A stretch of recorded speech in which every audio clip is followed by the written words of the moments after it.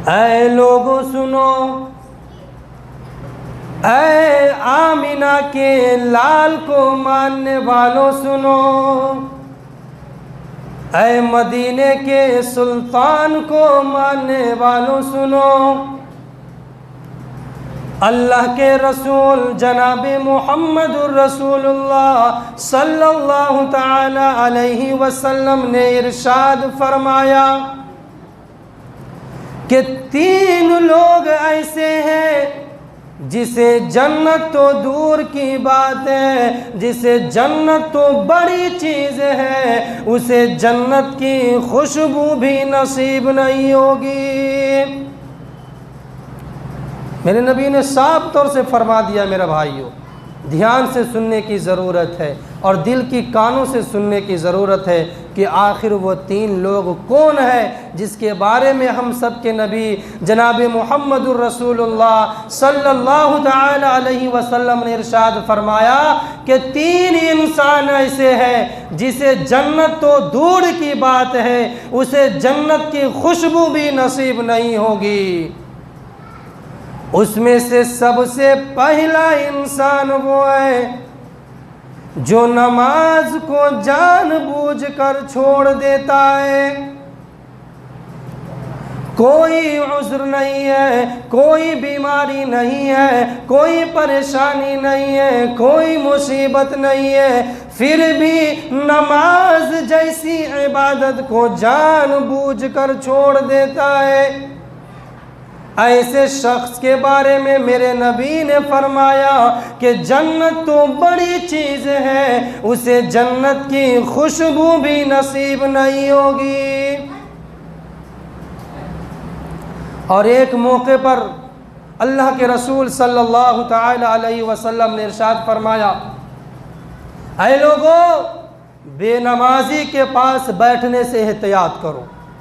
ज़रा सुने मेरे नबी के अल्फाज, सुने कितनी सख्ती के साथ मेरे नबी जो है फरमा रहे हैं, मना कर रहे हैं। मेरे नबी फरमाते हैं, ऐ लोगों, बेनमाजी के पास बैठने से एहतियात करो। या रसूल अल्लाह सल्लल्लाहु ताला अलैहि वसल्लम, हम बेनमाजी के पास बैठने से क्यों एहतियात करें? आखिर वो भी तो हमारे भाइयों में से एक भाई है। जवाब आता है, बेनमाजी के पास बैठने से इसलिए एहतियात करो कि बेनमाजी के ऊपर 24 घंटा अल्लाह की लानतें बरसती रहती है, 24 घंटा अल्लाह के फरिश्तों की लानतें बरसती रहती है। लेकिन आज मेरा भाइयों ज़रा गौर करें, आज मस्जिदों का हालात क्या है? आज मस्जिदों का हालात क्या है? फजर की नमाज में आकर आप देखिए, फजर की नमाज में जाकर आप देखिए, वही कुछ 60 साल के, 70 साल के, 80 साल के बूढ़े हजरात मस्जिद में फजर की नमाज में नज़र आएंगे। लेकिन हाय अफसोस, एक भी नौजवान फजर की नमाज में नज़र नहीं आते हैं। आखिर क्यों नहीं आते हैं, मैं आपको बताऊं। इसके पीछे एक बड़ी वजह है मेरे भाइयों। मैंने सोचा कि आज नौजवान सोचता है कि हमें तो मौत ही नहीं आनी है। हमारे घर में अभी हमारे दादा जिंदा है, हमारे बड़े भाई जिंदा है, अगर मौत भी आएगी तो पहले हमारे दादा बूढ़े हो चुके हैं, उसको मौत आएगी। हमसे जो बड़े भाई है उसको मौत आएगी, उसके बाद हमारी मौत आएगी। हाय अफसोस, आज ये नौजवान ये सोचता है।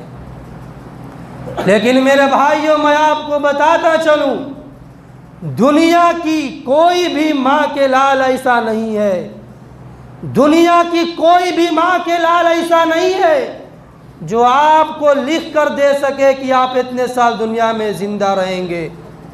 इसीलिए मैं कहना चाहता हूँ मेरा भाइयों,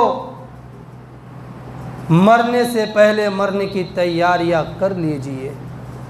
मौत किस वक्त आ जाए, कहाँ पर आ जाए, किस घड़ी आ जाए, कोई ठिकाना नहीं है। और मेरे नबी ने फरमाया कि तुम सब में सबसे बड़ा अक्लमंद, तुम सब में सबसे बड़ा होशियार वो इंसान है जो मरने से पहले मरने की तैयारियां कर ले। लेकिन आज हम ज़रा सोचे, गौर करें मेरे भाइयों, कि आज हम मरने की तैयारियां कितनी कर रहे हैं। और दूसरे मौके पर मेरे नबी ने इरशाद फरमाया, अल्लाह के रसूल जनाब मुहम्मदुर रसूलुल्लाह सल्लल्लाहु ताला अलैहि वसल्लम ने इरशाद फरमाया, ऐ लोगों, अपनी ज़िंदगी में कभी भी नमाज का दामन न छोड़ना। ऐ लोगों, अपनी ज़िंदगी में कभी भी नमाज का दामन नहीं छोड़ना। अगर तुम नमाज का दामन छोड़ दोगे, अगर तुम नमाज का दामन छोड़ दोगे तो तुम 15 अजाब में मुब्तला हो जाओगे। 6 अजाब दुनिया में मिलेंगे, 3 अजाब मरते वक्त मिलेंगे, 3 अजाब कब्र में मिलेंगे और 3 अजाब कल क़यामत के दिन मैदान महशर में मिलेंगे। मेरे नबी ने फरमाया कि जो लोग नमाज को जानबूझकर दुनिया में छोड़ दे, वो शख्स 15 अजाब में मुब्तला हो जाता है। 6 अजाब दुनिया में उसको मिलकर रहेंगे। सबसे पहला अजाब कि जो लोग नमाज नहीं पढ़ते हैं, उसकी चेहरे से नूर को ख़त्म कर दिया जाता है, उसकी चेहरे से नूर को छीन लिया जाता है। और मेरे नबी ने फरमाया, दूसरा अजाब, उसकी कोई भी दुआ कबूल नहीं होती है। 3 नंबर, उसकी हक में अगर कोई अल्लाह का नेक बंदा दुआ करे तो उस अल्लाह के नेक बंदे की भी दुआ कबूल नहीं होती है। और चौथा अजाब मेरे नबी ने फरमाया, जो बेनमाजी को दुनिया में मिलते हैं, वो ये है कि वो दुनिया में परेशान हो जाता है, जलील हो जाता है और जलील होकर दुनिया से रुखसत होता है। नंबर 5, उसकी उम्र से बरकत को छीन लिया जाता है। नंबर 6, जो लोग नमाज नहीं पढ़ते हैं, उसका कोई भी अमल अल्लाह तबारक व तआला के दरबार में, बारगाह में कबूल नहीं होती है। ये 6 अजाब दुनिया में उसको मिलते हैं और 3 अजाब जो मरते वक्त मिलेंगे। नंबर 1, बेनमाजी भूखा मरेगा, मेरे नबी ने फरमाया। नंबर 2, बेनमाजी प्यासा मरेगा। नंबर 3, बेनमाजी का खात्मा ईमान पे नहीं होगा। अल्लाहु अकबर। ज़रा सोचे, मुझे एक वाक़या याद आ रहा है। एक अल्लाह वाला था ना, कहीं से वापस आ रहे थे और इधर से एक नौजवान जा रहा था। नौजवान के हाथ में कुत्ता होता है। वो अल्लाह वाला से नौजवान पूछता है, बाबा जी बताइए ना, आप अच्छे हैं या मेरा कुत्ता अच्छा है? अल्लाहु अकबर। बाबा जी बताइए ना, आप अच्छे हैं या मेरा कुत्ता अच्छा है? वो अल्लाह के नेक बंदे का जवाब सुनिए मुसलमानों। वो अल्लाह का नेक बंदा कहता है, ऐ नौजवान, अगर मेरा खात्मा ईमान पे हो जाए तो मैं अच्छा हूँ, और अगर मेरा खात्मा ईमान पे नहीं हो तो तेरा कुत्ता अच्छा है। अल्लाहु अकबर। अब ज़रा सोचे, जो लोग नमाज नहीं पढ़ते हैं, मेरे नबी ने कितने सख्ती के साथ फरमाया कि उसका खात्मा ईमान पे नहीं होगा। 3 अजाब जो लोग नमाज नहीं पढ़ते, सुने कान खोल कर, 3 अजाब जो कब्र में मिलते हैं। मेरे नबी ने फरमाया कि बेनमाजी की कब्र में आग भड़का दी जाती है, आग लगा दी जाती है। नंबर 1, उसकी कब्र में आग लगा दिया जाता है। नंबर 2, बेनमाजी को कब्र इस तरह दबाती है कि उसकी पसलियाँ एक दूसरे में घुस जाती है।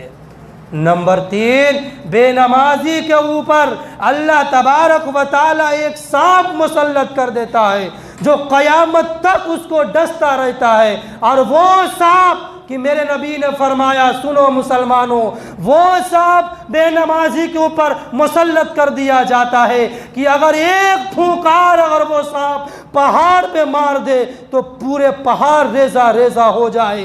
वो सांप कि अगर ज़मीन पे धरती पे एक फूंकार मार दे तो मुसलमानों, मेरे नबी ने फरमाया कि क़यामत तक के ज़मीन पर से हरियाली गायब हो जाए।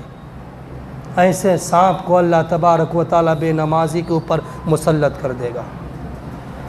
और सुनो, 3 अज़ाब जो मैदान महशर में मिलेंगे। जब मैदान महशर से बेनमाजी कब्र से उठेगा, बेनमाजी जब कब्र से उठेगा, बेनमाजी से अल्लाह तबारक व तआला सख्त नाराज़ होंगे, सख्त नाराज़ होंगे। उनसे कलाम नहीं फरमाएंगे, उनसे बातचीत नहीं करेंगे, सख्त नाराज़ होंगे। दूसरा अज़ाब सुनो मेरे भाइयों, मेरे नबी ने फरमाया, बेनमाजी का हिसाब व किताब अल्लाह तबारक व तआला सख्ती के साथ लेगा। अल्लाह तबारक व तआला बेनमाजी का हिसाब व किताब सख्ती के साथ लेगा।